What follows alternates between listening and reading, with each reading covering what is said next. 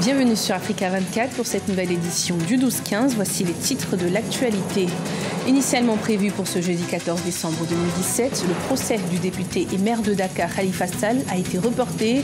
L'homme est accusé avec 7 de ses collaborateurs de malversation financière et détournement de fonds publics. Au Gabon, la 6e mission multisectorielle du club Afrique Développement se clôture ce 14 décembre. La rencontre visait à offrir une plateforme d'échange entre les opérateurs locaux, porteurs de projets et les investisseurs étrangers. Et puis au Maroc, la DAF, l'association des parents et amis des personnes handicapées mentales, œuvre pour le changement des mentalités. Les jeunes handicapés ont pu ainsi bénéficier entre autres d'une formation au métier de la restauration.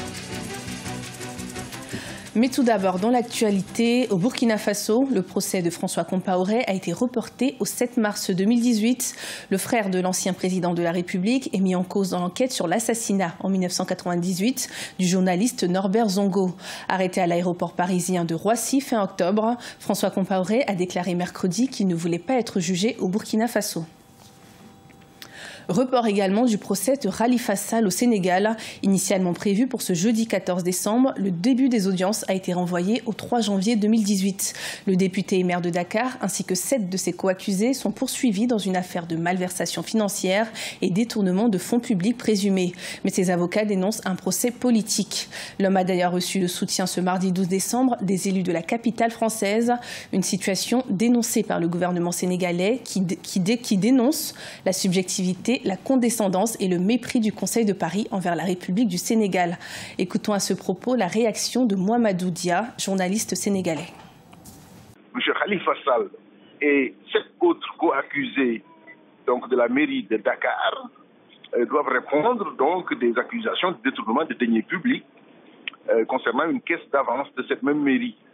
De l'argent a été soustrait à hauteur de 1,8 milliard de francs CFA, à hauteur précisément de 1 million de francs CFA par jour, qui était remis à M. Khalifa Sall selon l'accusation, et étayé par une enquête. Il appartient aux accusés de se défendre, il appartient à l'accusation de prouver devant les juges le bien fondé de ces accusations. Maintenant, en ce qui concerne l'ingérence française, elle doit être dénoncée, mais avec force. Le Sénégal est un pays de droit où les droits de la défense sont reconnus et respectés. Le Cameroun vient d'adopter son budget finance de 2018. Celui-ci est estimé à 4 513,5 milliards de francs CFA du 1er janvier au 31 décembre 2018, en hausse de 3,2% par rapport à 2017. Le budget repose sur un objectif d'augmentation de 4,2% du produit intérieur brut camerounais.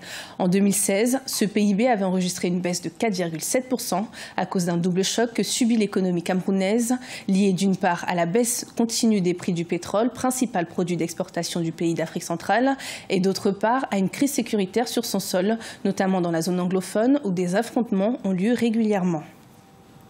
L'Union gabonaise de banque, filiale du groupe bancaire Attijari Wafa Bank, a organisé depuis le 13 décembre 2017 à Libreville la 6e mission multisectorielle du club Africa Développement consacrée à l'investissement au Gabon. Ce forum représente une plateforme d'échange entre les opérateurs locaux, porteurs de projets, et les investisseurs étrangers venus de plusieurs pays du continent. Des détails dans le reportage de notre envoyé spécial au Gabon, Chérif Ousmane Bardunka.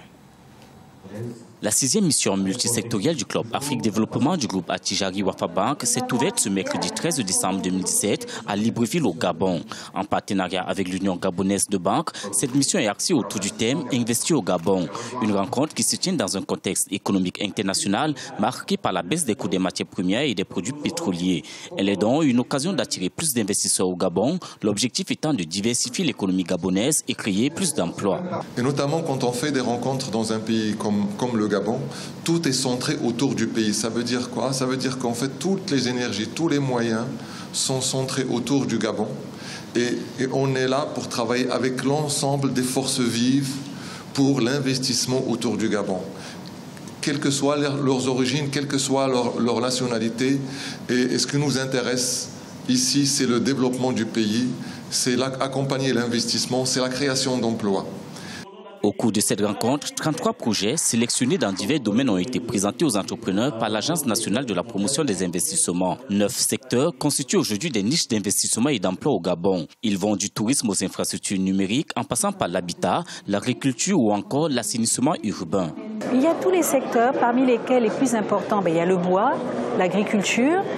Nous estimons que ce sont des segments où nous avons déjà des avancées. Nous avons le partenaire avec Olam qui nous a permis de développer un grand pan du projet Graines.